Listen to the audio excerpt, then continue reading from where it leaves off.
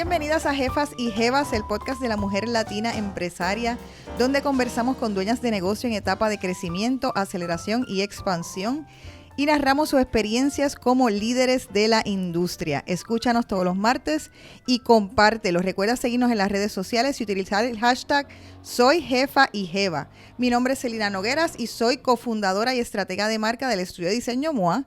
Y hoy tengo a mi lado a una super jefa, Cristina Villalón.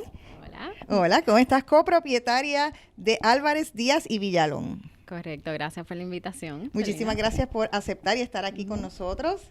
Vamos a hablarle a las personas. Tú llevas en la industria alrededor de 14 años. Uh-huh. De esos 14 años, primero empezaste por tu cuenta. Tienes un cuento que me parece súper interesante. Estudiaste una maestría en Pratt University. Uh-huh.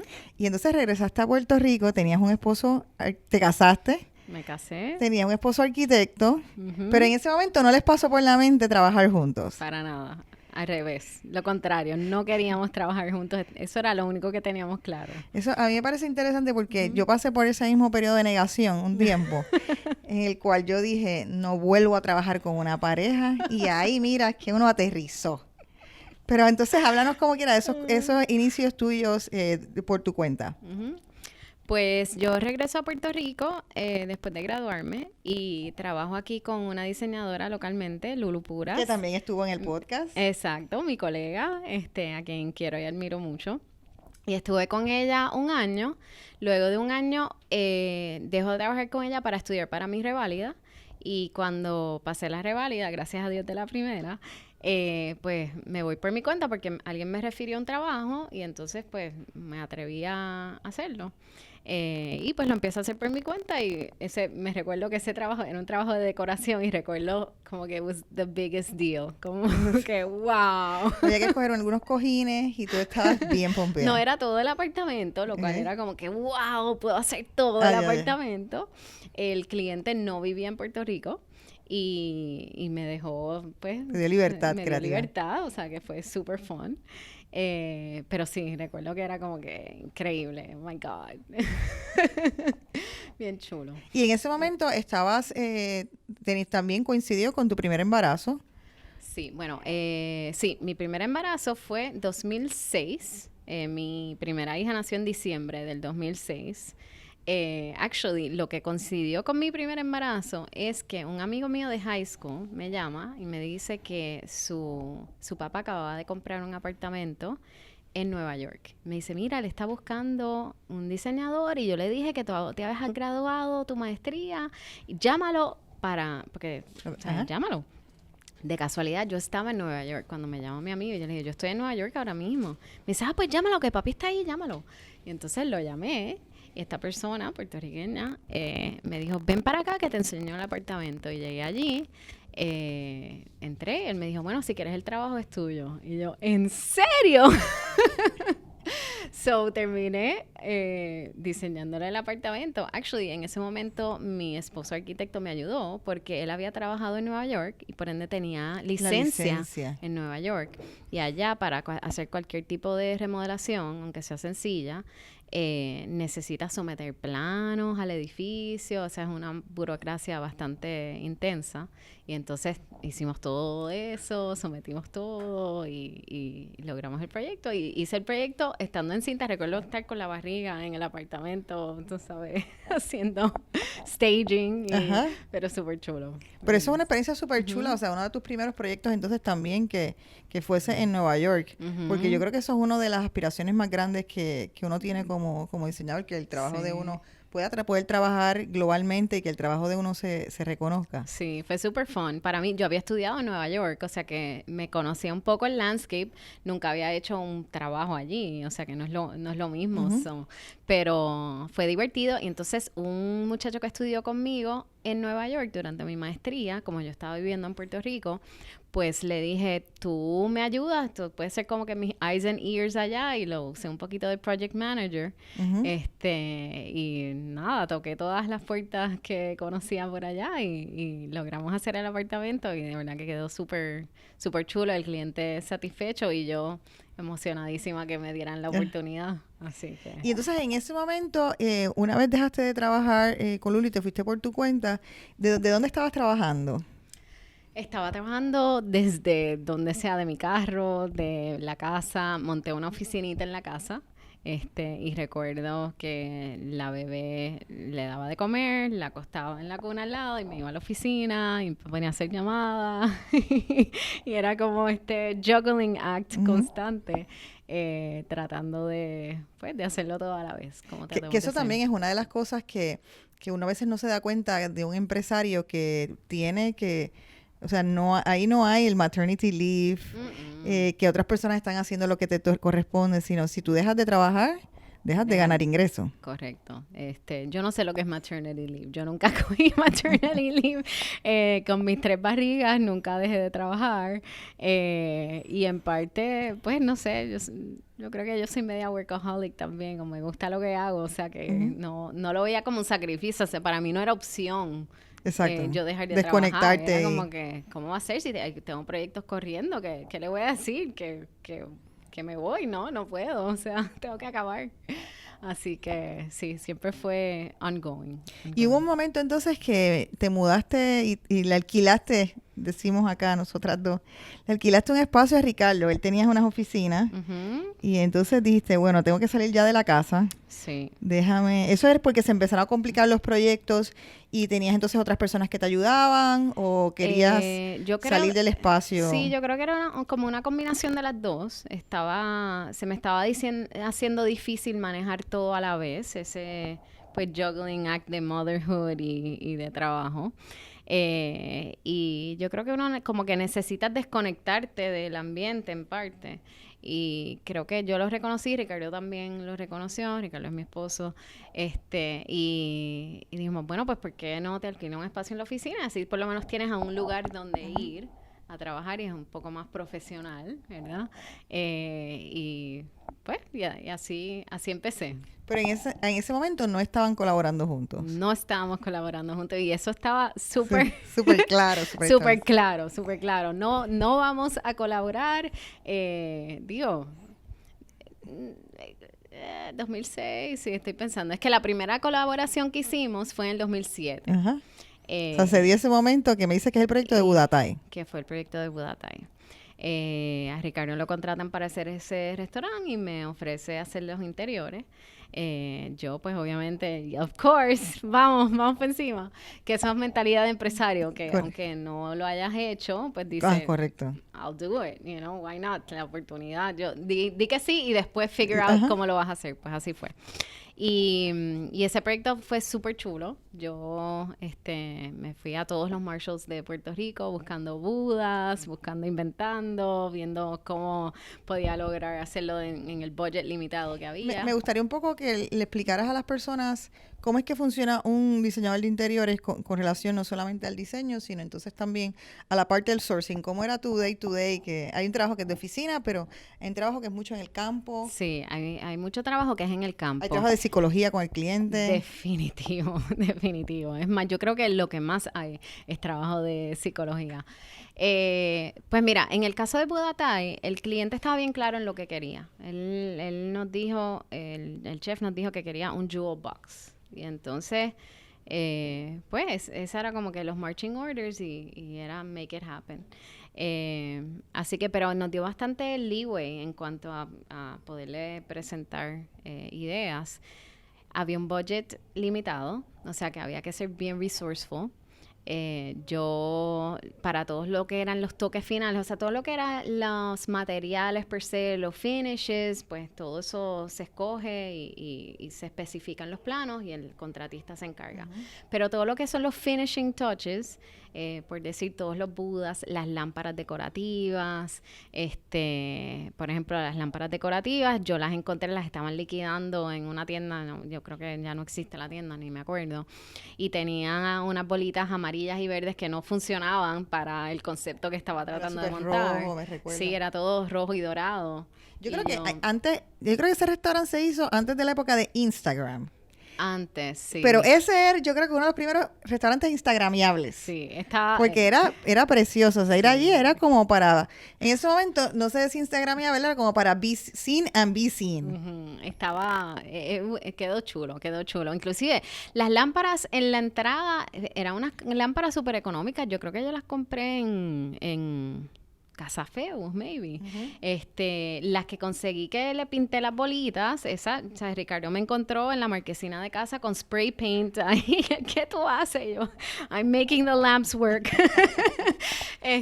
Y los budas, yo encontré un Buda en un Marshalls en Guaynabo y después me tuve que ir por toda la isla recorriendo. Yo, tienen que haber más budas porque habían 3 nichos que habían que llenar. Recuerdo sí que en Marshalls uno tiene que ir escogiendo. Segura que hay más. Tengo que encontrarlos. O sea, que era como un scavenger hunt. Súper divertido. Bien nítido. Y en ese sentido, entonces, ¿cómo tú establecerías la diferencia entre el diseñador de interiores y el decorador? Que es un tema de conversación que, pues yo creo que ya hemos un poco pasado sobre él, pero para explicarle a la gente que existe sí una diferencia, e incluso una diferencia, yo creo que en la profesión en general en los últimos 10, 15 años, ¿no? Sí. De lo que hacía antes un decorador a incluir ahora entonces la profesión del diseñador de interior. Es que la profesión como tal ha evolucionado mucho. La profesión cuando empieza como decoración. Cuando yo fui a hacer mi maestría en Pratt, a mí no me enseñaron nada de decoración. Era todo lo que llamamos interior design, o sea que conceptual, yo tenía que coger construction documents, las clases de diseño era todo bien conceptual design y explicar por qué el razonamiento y the concept siempre era claro. eso. Y nada, cogíamos una clase de materials and finishes donde pues te exponían un poco, pero yo creo que a la decoración como tal, mi primera exposición fue cuando trabajé acá con Lulu Puras y me encantó también, súper chulo. Y en términos de cuáles son las diferencias, yo creo que un diseñador de interiores realmente es más que solo escoger colores y telas. Y bueno, que by the way, todo el mundo piensa que es súper fácil de hacer y la realidad es que no. Hacerlo bien, no. No es tan fácil. Es verdad que cada cual sabe lo que le gusta y hoy en día hay muchísima inspiración con Instagram, o sea, uno puede hacer su research, pero there's a science and an art behind it. Y todo lo que es diseño interior, realmente estás bregando con escala, estás bregando con la operación, cómo funciona, qué va a suceder en ese espacio, cómo logras... la experiencia de usuario, correcto, qué quieres que la persona vea, correcto, vea, cómo quieres que se sienta. Cómo quieres que se sienta, cómo quieres que participe, se integre al espacio. Muchas de las decisiones quizás no son obvias para el usuario, pero se contemplaron a la hora de diseñarlo para controlar esa experiencia. O sea que creo que es como interior architecture en realidad. Sí, correcto. Yo diría. Inclusive los arquitectos todos creen que pueden hacer interiores y pues, I have my opinion.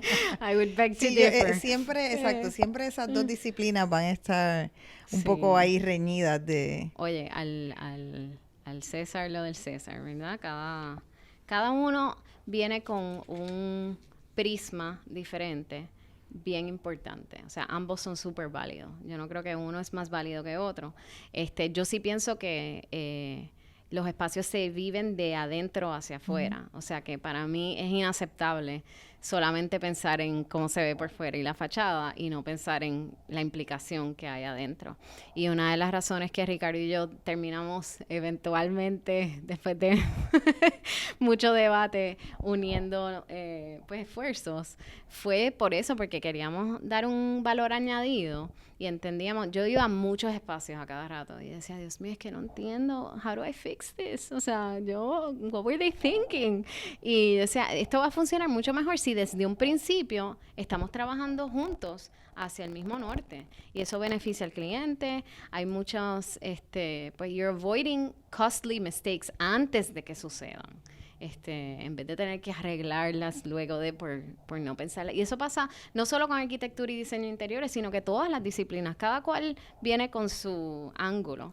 Y es importante que todo el mundo esté en la mesa dando su perspectiva y su punto de vista desde un principio, porque eso es lo que va a hacer nutrir el diseño y va a hacer que quede mucho mejor. Pero entonces, en 2007 fue el primer proyecto que hicieron juntos, pero no fue hasta el 2012. O sea, que pasaron 5 años todavía como de negación. De negación. Colaboramos juntos varias veces después de eso. ¿Qué pasó en ese interín? Entonces, vamos a hablar de cómo llegó finalmente a la fruición de... Pues empezamos a colaborar mucho en tiendas, en retail. Pues un cliente que le había hecho el apartamento me hace el approach de que eran dueños de tiendas de zapatos y me hace el approach de que le haga el diseño interior de las tiendas. O sea, que llegabas por la casa y entonces después brincaron. Que me estabas casualmente también conversando que eso coincide con el 2008, que para los que se recuerden fue el colapso particularmente de la construcción. Totalmente. Donde los contratistas de momento de tener un montón de proyectos, no solamente en Puerto Rico mundial, pero en Puerto Rico afectó y por muchos, muchos más años. Correcto. O sea, que tuvieron vivieron ustedes ese periodo. Ese periodo. Ricardo hacía mucho trabajo para desarrolladores y en el 2008 fue como si cerraron la llave, o sea, de un día para otro. De un día para otro lo llamaron y básicamente cancelaron los proyectos y le debían mucho dinero. Que una de las cosas que él hizo fue hablar con cada uno de los desarrolladores y decirle, ok, yo estoy dispuesto a cobrarte pues una tercera parte de lo que me debes, pero págame ahora. Y de esa manera logró tener algo de liquidez, porque más adelante muchos de esos desarrolladores pues terminaron, algunos de ellos shutting down completely, o sea que hubiéramos recibido la quiebra cero. Completo. Exacto, hubiéramos recibido cero, por lo menos recibimos algo. Entonces se abre la puerta para el retail, que era algo que no estaba contemplado. No estaba contemplado.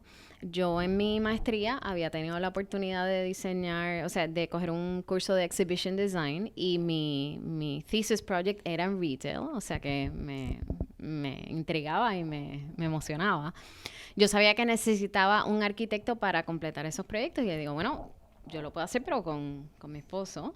Y ahí pues empezamos a hacer, la primera tienda que le hicimos fue La Favorita. Y quedó súper. Después hicimos Bakers, hicimos Wild Bear, hicimos Novus, hicimos Florsheim. Después empezamos a recibir otros, y esos eran las tiendas, esta compañía.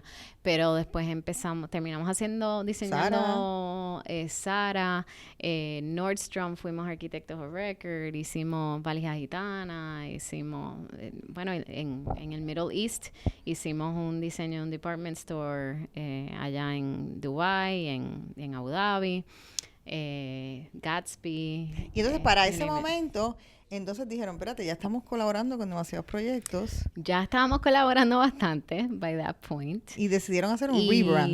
Y entonces, sí, la historia es larga, pero básicamente llegamos a la conclusión que sí, que lo ideal era unir fuerzas, que íbamos a poder dar un valor añadido, que él atraía clientes y yo atraía clientes, así que deberíamos ser Álvarez Díaz y Villalón.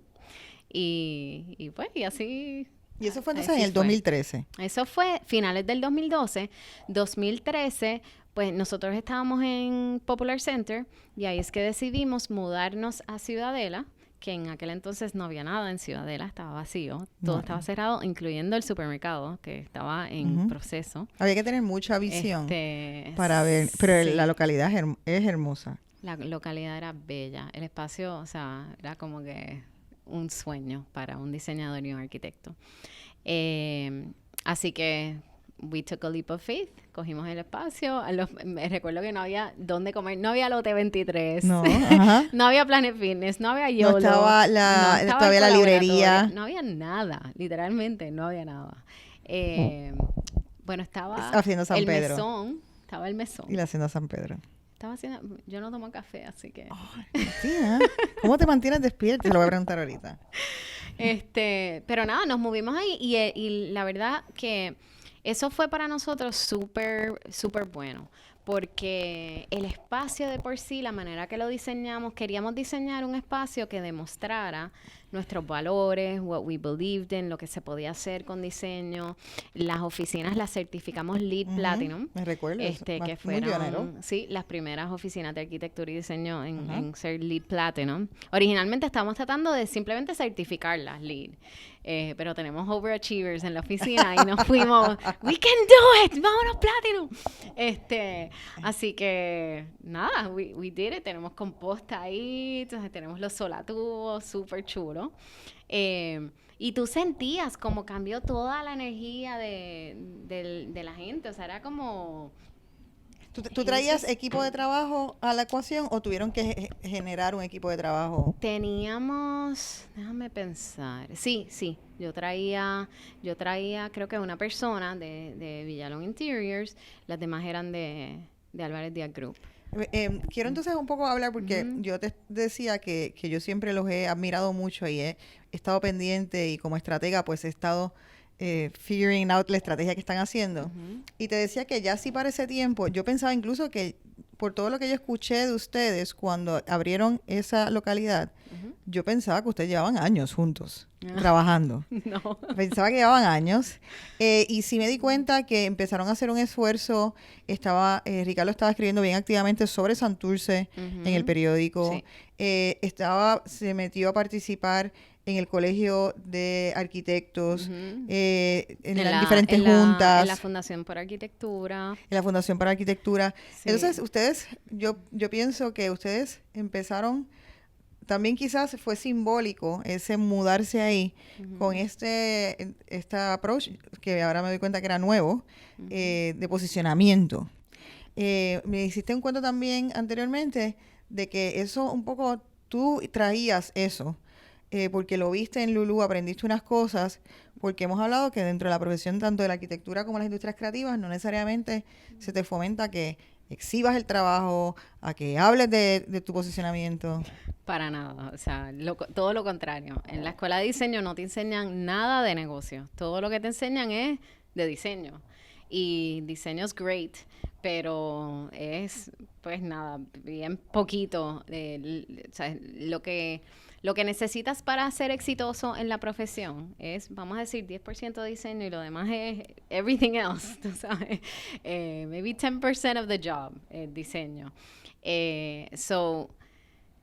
Mira, fue bien estratégico en el sentido de nosotros queríamos ser parte del renacimiento de Santurce. Y pensábamos también que todas las crisis son cíclicas y que si nosotros podíamos aguantar y poder mantener nuestro equipo y como set it up, pues cuando mejoraran las cosas, que eventualmente iban a mejorar porque todo es cíclico, pues que íbamos a estar bien posicionados. Y ese era el pensamiento. Íbamos a tener la oficina y vamos a poder demostrar en lo que creemos y va a ser un easier sell. Y yo creo que eso de verdad funcionó bien brutal. Pero al mismo tiempo, sí, en el 2013 yo fui a una charla que me cambió como empresaria y ser humano y todo. Yo siempre estaba buscando mejores maneras de hacer las cosas. Había perdido un buen amigo mío en un accidente y pues me hacía cuestionar pues cómo estaba haciendo las cosas y que tenía que haber a better way. Y entonces entré a esta charla que se llama Business of Design. Fui a High Point, que yo voy todos los años al show, y entré pues como si nada, como sin expectativa. Sí, y siempre relato que yo entré una persona y salí otra. Kimberly Selden es la diseñadora que dio la charla. Ella era comiquísima, era como un stand-up show lo que yo estaba viendo. Y todos los cuentos que contaba, tú te identificabas yo decía, con ellos. Dios mío, es que ya me pasó. Ajá, sí, been there, done that, okay, yes. check. Y pues nada, salí de ahí, compré sus libros. Yo le digo la Biblia, los tengo en mi escritorio y los chequeo todo el tiempo y digo que me doy un brainwashing todo el tiempo. Ese es tu mantra. Y mi mantra. Y llegué básicamente diciendo, no, yo voy a hacer las cosas diferentes y de ahora en adelante, pues, como ella dice, 80% business, 20% design. y nada, estas van a ser mis reglas y si quieres trabajar conmigo, pues es así, o si no, pues no lo hago. It's kind of scary, pero... Y entonces, se en puede. ese sentido, tenemos, o sea, que esos años fueron pivotales por muchas razones. O sea, se deciden unirse, Ujú, vas a esta charla, ujú, empiezan a tener entonces otro posicionamiento, pero correcto. entonces viene la carga de trabajar junto con tu pareja. Sí.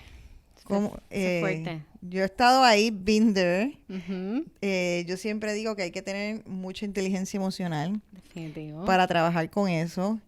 Hay obviamente diferentes experiencias. ¿Cómo ha sido la tuya? ¿Cómo fue la tuya en esos comienzos? Bueno, te puedo decir que yo creo que todos los meses yo decía, ay, ya, porque yo no dejo de trabajar y ya, y se acabó. Do whatever you want, hazlo a tu manera y ya. So, yo todas las semanas renunciaba, yo creo.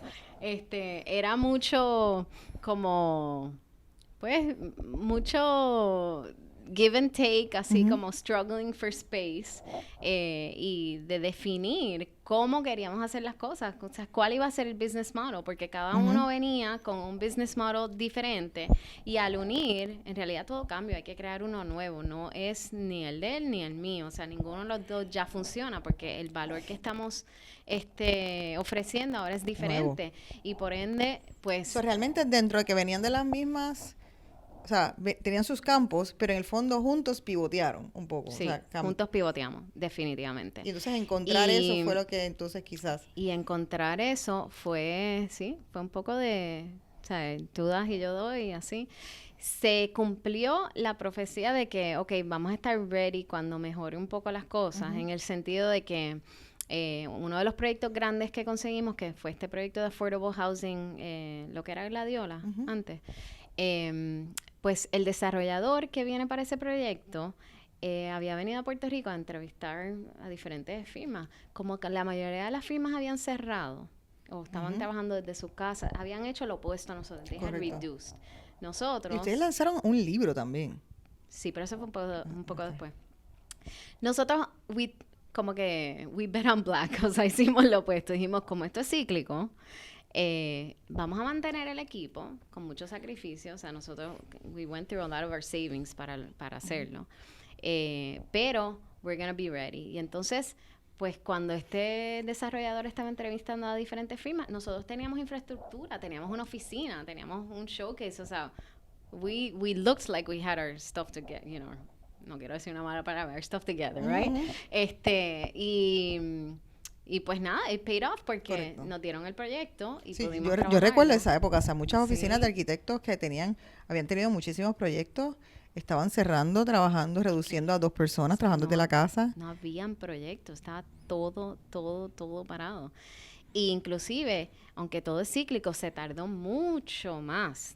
Bueno, yo digo que nosotros escribimos artículos esos días, if you can make it in Puerto Rico, you can make it anywhere. Olvídate de Yo New York. siempre he hecho lo mismo. Porque es que, come on. Con los budgets que nosotros trabajamos aquí. Los budgets, o sea, de tripas corazones hacemos aquí. O sea, nosotros llevamos una recesión del 2006, ¿no? Del 2008. Y ahora cuando pues estaba, después de María, que estabas empezando a ver como que la luz, el verano 2019 ha de nuevo puesto un freno porque la incertidumbre, los inversionistas, cada vez que hay como some kind of unrest, eso para los inversionistas es como, ¿sabes? Un red flag. Y todo se para. Empezamos a recibir las llamadas inmediatamente. Vamos a poner esto en hold. Vamos a poner esto en hold. ¿No? Y nosotros como, ¡no! Así que... Sí, y ahí uno entonces entra, yo creo que hasta un conflicto desde lo que uno piensa ideológicamente hasta correcto. Entonces el negocio de uno. Sí, es fuerte y estamos drenados. Yo creo que no nos damos cuenta, pero llevamos bueno, es que llevamos 2 años después de María. No es tanto. Y quizás en el momento, yo creo que you're just going through the motions. O sea, estás en survival mode. Yo lo comparo a después de dar a luz, que estás simplemente... Tú no te acuerdas. Yo miro para atrás y yo le digo los lost years. O sea, I don't know. ¿Cómo tú lo hacías? I have no idea. Just put your head down and do it. Pues yo creo que es lo mismo. No le dabas mucho pensamiento, había que hacerlo. Había que hacerlo. Hacías lo que tenías que hacer. Igual aquí, después de María, hacías lo que tenías que hacer. Pero entonces, exacto, vamos a apuntar a María un momentito porque tienes, abres o sea, en medio de una recesión, empieza a irles bien. Incluso no hemos hablado, pero otra de las cosas importantes que ustedes hicieron ese año pivotal fue que se adscribieron al decreto de la exportación, de la ley de exportación. Eso fue en 2012. Enseguida que Ricardo se enteró del decreto, fue y lo sacó inmediatamente, porque en ese momento no habían muchas posibilidades de trabajo localmente, o sea que él lo vio como esto, como una luz de esperanza. Podemos exportar servicios, yes, del Nuevo Norte, you know. Y eso viene con su otra red de complicaciones, obviamente, claro, que la gente no necesariamente ve, evidentemente. Sí, pero fue como, ok, nos podemos quedar acá y podemos exportar nuestros servicios, es como, nos dio un enfoque, Y como estábamos haciendo mucho retail, en ese momento también nos ganamos top 50 retail firms nationwide en los Estados Unidos. O sea que entendíamos que en ese nicho podíamos fácilmente exportar servicios de diseño. Y ese fue como que lo que hicimos, diseñamos tiendas por todos lados. Y entonces vino María. Vino María. Pero ustedes tenían planta. Nosotros teníamos planta, gracias a Dios. O sea que nosotros, como quien dice, abrimos enseguida. Lo que pasa es que una cosa es estar abierto y otra cosa es estar produciendo. Sí, unos meses, obviamente. Había que apoyar, había que apoyar el equipo, había mucha gente que no podía llegar, o sea, se le hacía difícil. Empezamos casi un daycare en la oficina, o sea, todo el mundo podía traer los hijos a la oficina, o sea, estaban los hijos por todos lados. Teníamos... Bueno, como teníamos luz, le decíamos, traigan para que se lleven aguas a las casas, you name it. So, yo te diría que estábamos funcionando como a un 50% de productividad. Pero, ¿cuánto tiempo tardó? Porque después de eso, entonces, hubo un boom de la construcción. Sí, hubo un boom de construcción. En nuestro caso, pues ya teníamos varios proyectos que estaban corriendo, o sea que lo importante era sostenerlo, seguir meeting, ¿sabes? Los deadlines y eso, y pues era difícil de hacer también, el enfoque de uno no está igual. O sea que no era, aunque había un boom de muchos trabajos pequeños de reconstrucción que en realidad no era nuestro enfoque. Nosotros seguimos enfocándonos en lo que estábamos haciendo antes de María. Lo que sí empezó a pasar fue que, claro, con la posibilidad de, bueno, primero con el enfoque que se le dio a Puerto Rico, o sea, el spotlight que tuvimos everywhere, mucho inversionista de repente empieza a mirar a Puerto Rico por primera vez o con nuevos ojos. Entonces, yo siempre digo que en la industria de arquitectura y diseño, nosotros vemos el wave antes de que suceda, porque empieza a sonar el teléfono y empiezan la gente interesados en terrenos y a especular. ¿Y qué se puede hacer acá? ¿Y qué podemos hacer aquí? Y esto. Habían proyectos P3, o sea, había como que mucho movimiento, emoción de qué posibilidad, de qué se puede hacer y cuál es la necesidad. Y hay una necesidad rampante de affordable housing. Sí. Nosotros acabábamos de acabar el proyecto de Gladiolas, que no le pasó nada. Yo creo que se rompieron 2 tejas en ese proyecto, o sea, que era una excelente carta de presentación. Sí, era un modelo de lo que es, pues, construcción resiliente, un diseño que cumplía con todos los códigos, etcétera. Eso era como que hay que hacer 50 gladiolas, tú sabes. Y entonces, pues, como quien dice, se empezaba a ver que íbamos a recuperarnos, aunque, ¿sabes? Todavía en nuestra industria, o sea, perdón, en nuestra especialidad per se, pues estábamos en esa etapa de los proyectos que es, pues, como esquemática, conceptual, no donde ella está diseñando todo, desarrollándolo, pero lo veíamos, o sea, estábamos haciendo propuestas. Pero entonces, en ese sentido, la parte de retail fue cambiando y transformando, o sea, ahora mismo el enfoque... ¿Cómo ustedes lo ven dentro de la oficina? O sea, ¿tú tienes unas áreas de retail y otras áreas de otro tipo? ¿O? Nuestro enfoque cambió radicalmente. O sea, fue difícil. ¿Sabes que el London Business School acaba de hacer un case story de nuestra oficina? Y uno de los temas es mismo, lo que pasó con retail. Y la realidad es que Sería bueno después compartirlo también con la... Sí, sí. Habíamos hecho muchísimo trabajo de retail, pero habíamos evolucionado como oficina y nos estábamos cuestionando si verdaderamente el retail era lo que queríamos seguir haciendo en un futuro y si se alineaba con nuestros valores. Nosotros somos bien sustainable, o sea que teníamos como que un poco de conflicto ahí. Y pues nada, tomamos la decisión de que no íbamos a continuar haciendo retail y que nos íbamos a enfocar en affordable housing, creando comunidades y hospitality y entertainment projects, que ahí podíamos aplicar un poco de lo que aprendimos en retail, de experiencia de usuario y whatnot, pero we left our retail clients Pero behind. entonces la parte entonces que del enfoque verde y ecoamigable, ¿eso sigue siendo sí un valor de ustedes y siguen aplicándolo aún en los proyectos entonces de affordable housing? Sí, sí, en todo. O sea, que se convierte en un valor. Yes, Y ustedes, creo que hay pocas personas, bueno, obviamente hay un interés cada vez creciente, pero como ustedes comenzaron con ese interés y también que las oficinas están certificadas, creo que eran bastante pioneros en... ¿De dónde sale ese interés? Ricardo dice que yo soy un tree hugger. Yo estoy en California y sí. Hay muchos árboles grandes, secuoyas. Sí, sí, yo diría, pero yo creo que yo siempre fui así desde pequeña, o por lo menos la educación que recibí siempre, actually yo, te vas a reír, pero yo creo que yo estaba en, no sé si fue 8º grado o algo así, nos enseñaron en la escuela el Earth Day Special con Bette Midler. Lo más seguro, si lo buscas en YouTube, lo encuentras. Era Robin Williams y Bette Midler. Y Bette Midler era Mother Earth. Y era cuando estaba todo el issue del ozone layer. Y la crisis del ozone layer. Y eso a mí se me quedó grabado en el cerebro y toda mi vida era como que, oh my God, el ambiente. Cuando llego a California, mi escuela, bien hippie, Pitzer College, se fundó en los 60. Y era todo sobre social responsibility y that was their strong suit. Yo vi composting allí en el 97. Yo ni sabía lo que estaba viendo. Yo, ¿qué es esto? ¿Qué está haciendo la gente con la comida? Porque eso se va para allá. Y, o sea, yo estaba tan confundida, yo no sabía. Ellos tenían en Pittsburgh el Grove House, que tenían como un jardín urbano, que también yo no entendía. O sea, yo todo lo que estaba viendo no lo entendía, pero obviamente todo eso se quedó ahí. Y cuando movimos las oficinas a Ciudadela, teníamos en la oficina 2 arquitectos que los 2 eran LEED Certified. Y entonces ahí es que dicen, oye, ¿por qué no tratamos de certificar la oficina? Y entonces yo, ok, ¿por qué no hacemos composting? Y nos envolvimos, y entre todos, pues nos envolvimos hasta que la certificamos platino.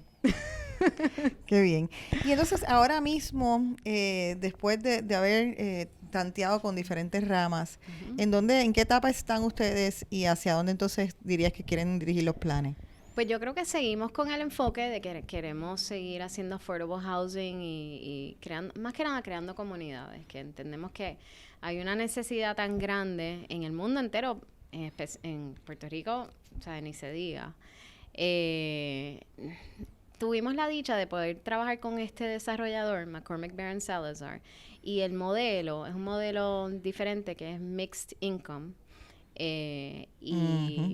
y de verdad que es chulísimo. Sí, mixed income es que no todo el mundo, hay gente que tiene que pagar a unos... Market rate, fair market rate, y los demás pues reciben vouchers para vivir ahí. Está todo el mundo integrado en la comunidad. Todo el mundo piensa, eso no va a funcionar. Yo recuerdo cuando sacamos un rendering de la gladiola y entonces hicieron un meme, porque en Puerto Rico somos tremendos y creativos con los memes, y era un meme con la gente con metralladoras y eso. O sea, como que así es que lo pintan y así es que va a ser en la realidad.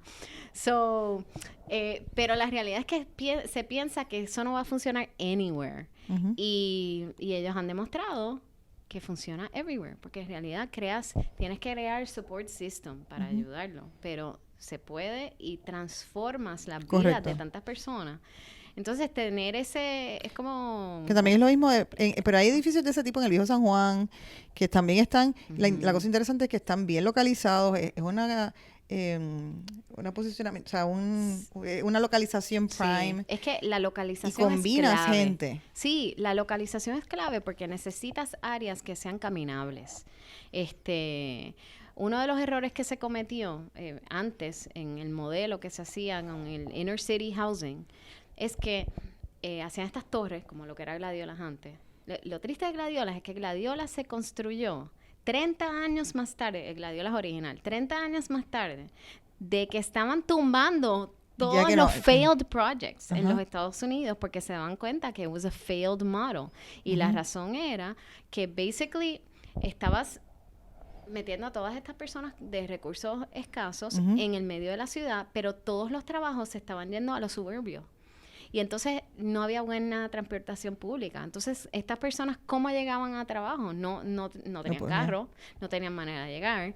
Entonces, they were kind of prisoners in there. Y so you're, in a way, setting them up to fail. Además de eso, la política pública era de que los padres, si no tenían trabajo, no podían volver al proyecto. Entonces separaron familias. Tenían a las esposas con los hijos viviendo el proyecto, los padres que no conseguían trabajo, porque estaban en cuesta arriba, les decían que no podían volver y entonces las esposas mismas les decían, no vuelvan porque nos botan del proyecto. Y entonces, ¿qué hacemos? O sea, que separaron a miles y miles de familias, que eso tiene un ripple effect, una repercusión horrible. So, este modelo es exactamente lo opuesto. En vez de mirar hacia adentro, mira hacia afuera, hacia la comunidad. La idea es crear comunidad y crear todos los sistemas de apoyo para set them up to succeed, que it's an upward mobility trend. La idea es que puedas vivir ahí. La idea no es que sea una residencia forever, sino transitoria, en lo que tú vas escalando. ¿Y cómo te posicionas tú como diseñadora de interiores en ese proyecto que no es fancy, no es un restaurante, no es una tienda? ¿Cómo entras tú? Yo digo, I'm the finish queen, ¿verdad? Yo siempre he dicho que los proyectos, design is in the details, ¿verdad? The details make the design. Y no hay que escoger cosas caras para que se vean bien. Entonces, I'm all about, pues, the finishes y los colores y los detalles y todo eso. So, ahí es que yo entro y doy mi toquecito. Y cuando entonces piensan en el futuro de hacia dónde van, ¿siguen enfocados en la exportación o entiendes que ahora hay mercado? No, bueno, parte de lo que pasó es que después de María, había tanto pasando en Puerto Rico que, como quien dice, se nos hacía difícil mirar hacia afuera porque se nos estaba ocupando todo el tiempo acá. Pero seguíamos con la idea que es súper importante siempre estar diversificado y seguir buscando oportunidades de exportación porque seguimos con el decreto de la ley 20 y nos conviene más diseñar fuera de Puerto Rico que en Puerto Rico. Esa es la realidad. Lo que pasa es que, claro, tenemos soft spot por Puerto Rico porque vivimos aquí, nos fascina y queremos aportar nuestro granito de arena. Pero me parece interesante una cosa que de alguna manera tu carrera apunta, y obviamente también la de Ricardo, que es que constantemente han estado pivoteando. O sea que constantemente pivoteando es un cambio, pero no es un cambio completamente de que cambié de negocio, cambié de enfoques.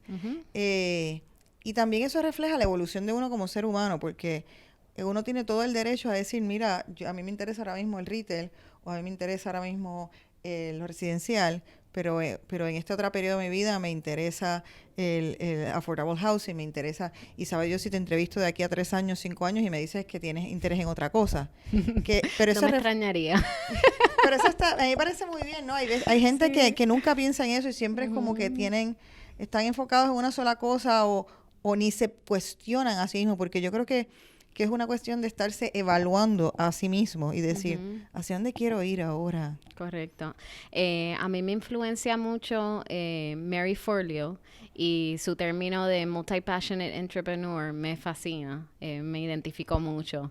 A mí me interesan tantas cosas que en realidad yo lo veo todo como learning experiences y después uno puede conectar los dots y no sabes. Mira, cuando yo fui a California y estaba viendo composting y todo eso, yo jamás pensé cómo yo voy a aplicar esto más adelante en mi vida. Pero después, obviamente, pues lo hice, of course, how could I not? Porque ya se me abrieron los ojos a eso y lo quería implementar en mi vida porque era importante. O sea, yo decía, pero es que aquí nadie va a hacer composta, hay que hacer composta, ¿sabes? Yo no puedo botar esto del zafacón. O sea que nada, yo creo que todas son experiencias que nos nutren y que aprendemos de ellas y pues the fun is connecting the dots. ¿No? Y entonces voy a hacerte volver a tu relación de pareja profesional, porque yo creo que eso es importante y yo recibo constantemente también aquí clientes que son relaciones de pareja. ¿Cómo entonces, contaste ahorita que en un principio fue un poco difícil enfocar esa visión? ¿Cómo, no sé si lo superaron, cómo lo superaron? Yo creo que conviene decirle a la gente, ¿fueron a terapia, no fueron a terapia? ¿Hablaron con gente? ¿Son personas bien privadas y no hablaron con nadie? ¿Cómo lo trabajaron? Yo diría que fue un proceso, pasaron muchas cosas, o sea, fue retante, yo quería quit, yo creo que todas las semanas, quizás Ricardo se sentía igual, no sé,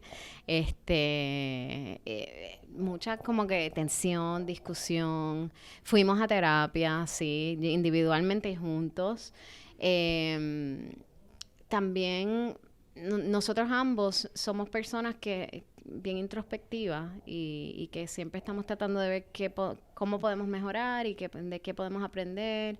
Y creo que íbamos a muchas charlas de business y o sea, yo personalmente soy como que yo siempre digo que self-help es mi área favorita del bookstore.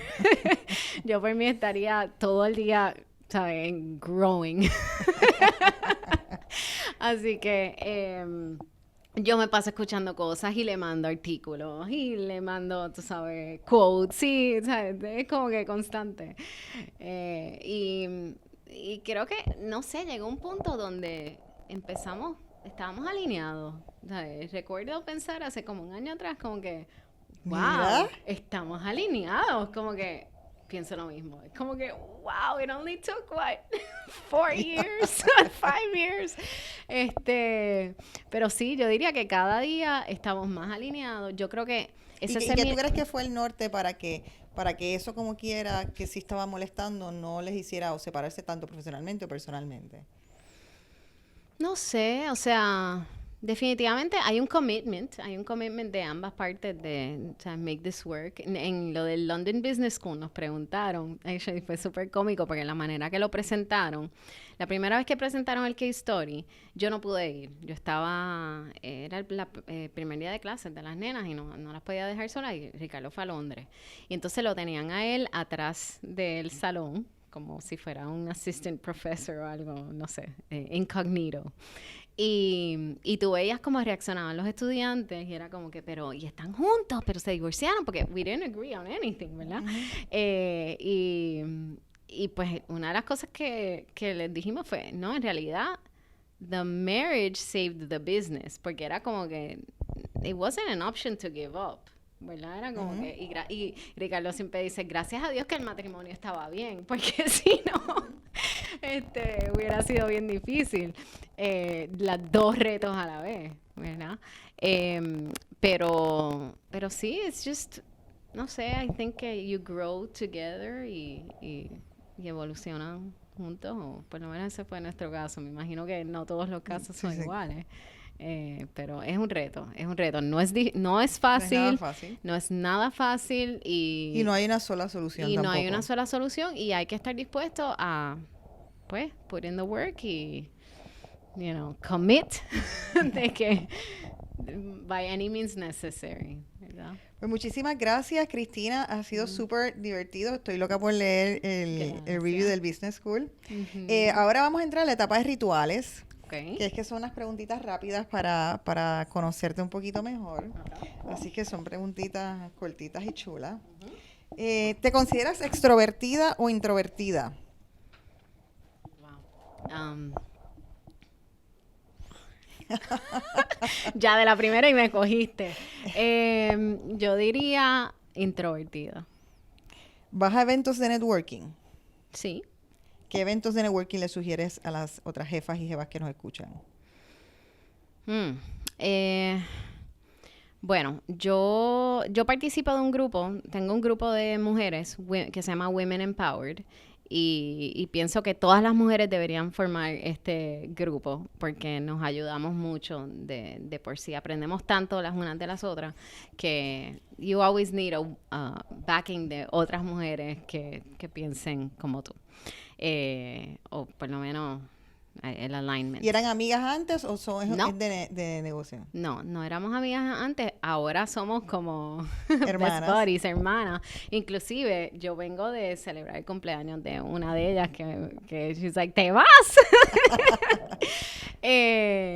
Pero, no sé, en realidad, yo te diría que una de las cosas que fue bien bueno para nosotros es involucrarnos en áreas fuera de nuestra industria. O sea, Ricardo siempre estuvo involucrado en las home builders, yo estoy metida en EO, YPO, Guayacán, en St. John's yo soy board member. So, todas esas different communities, nunca sabes cómo se van a atar los cabos, pero es importante irse participar y estar fuera de la industria. y un You poco, want to be at the table. ¿Tú crees que eso es parte de lo que está diciendo el 80% business y 20% design? Yo diría que ¿Eso es sí, parte de porque esa? yo diría que sí porque ¿sabes? Los negocios son todos relaciones.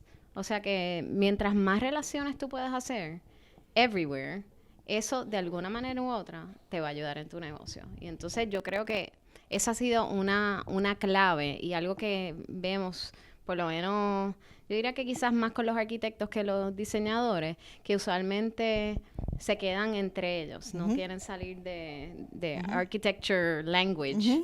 Y, ¿sabes? De acuerdo. El mundo, ¿sabes? Most people don't understand Me architecture recuerdo mi language. época de editora de la revista del Colegio de Arquitectos, todas las luchas que tenía con ese tema. Sí, eso. Siempre se me ha quedado en el tintero hacer una campaña de educación pública sobre lo que hace un arquitecto, que eso es para empezar.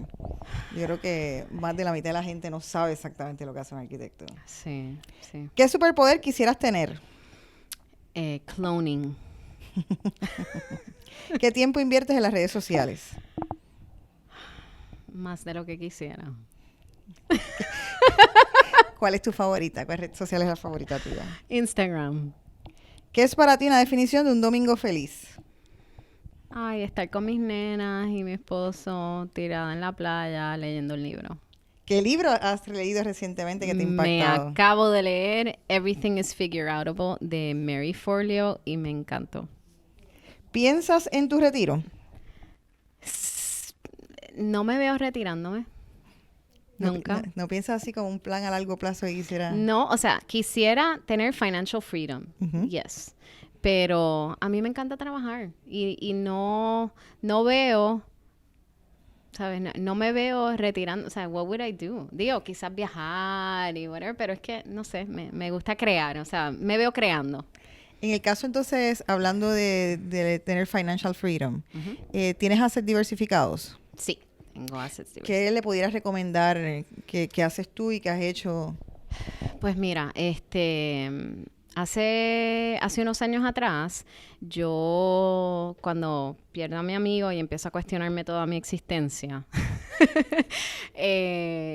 siempre decía, there has to be an easier way, porque yo trabajaba very, very hard y no me sentía que me remuneraban para la cantidad de esfuerzo que yo le estaba metiendo a la situación.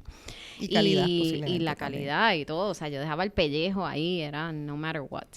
Y entonces, pues decía, tiene que haber una mejor manera, y entonces terminé empezando un side business que es Road and Fields, que me fascina, ha sido una bendición.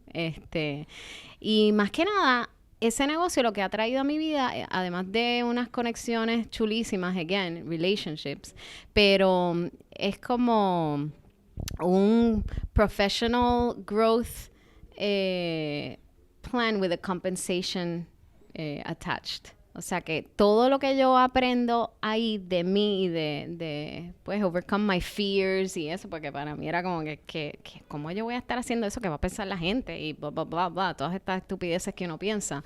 Pero en verdad, who cares? At the end of the day, does it make you happy? It makes me happy. Tengo la mejor piel de mi vida que he tenido. Yo que no usaba crema. Y aprendo tanto que entonces aplico a mi negocio primordial. So, el side hustle que Nelly Galán nos dijo que había que tener, pues I have mine. Y les recomiendo a todas las mujeres que tengan una, porque you gotta hustle. Además de eso, pues, actually, el dinero que he ganado en ese side gig, todo yo lo invierto. Y entonces lo invierto en acciones. Eso es genial. O sea, que no dejas solamente morir ahí, sino lo reinviertes. Tú usas para reinvertir. Para mí, ese dinero, yo lo veía como que ese va a ser mi retirement plan, que voy aportando ahí y entonces I make that money work for me. O sea, que todo ese dinero, yo no lo gasto. Todo ese dinero, yo lo meto en acciones. Actually, fui a un programa y hice un case study de Amazon. Y después de hacer el case study de Amazon, yo voy a invertir en Amazon. Y llegué y compré acciones de Amazon. Y by the way, I'm up like 30%. Bueno, Cristina, pues muchísimas gracias. Ha sido un placer hablar contigo en la tarde de hoy. Gracias por haber interrumpido tu almuerzo. Quizá vuelva. Para venir para acá. Gracias a todas por sintonizar otro episodio más de Jefas y Jevas. Recuerda seguirnos y compartir con otras mujeres nuestro canal de YouTube, compartir nuestro podcast. Nuestra meta es levantar conciencia que lograr la riqueza en la mujer es materia de equidad de género. Síganme en las redes sociales en Instagram como Celina Nogueras. También me pueden seguir en Facebook como Celina Nogueras Jefa y Jeva. Y usen el hashtag Soy Jefa y Jeva. Hasta la próxima. Gracias. Gracias.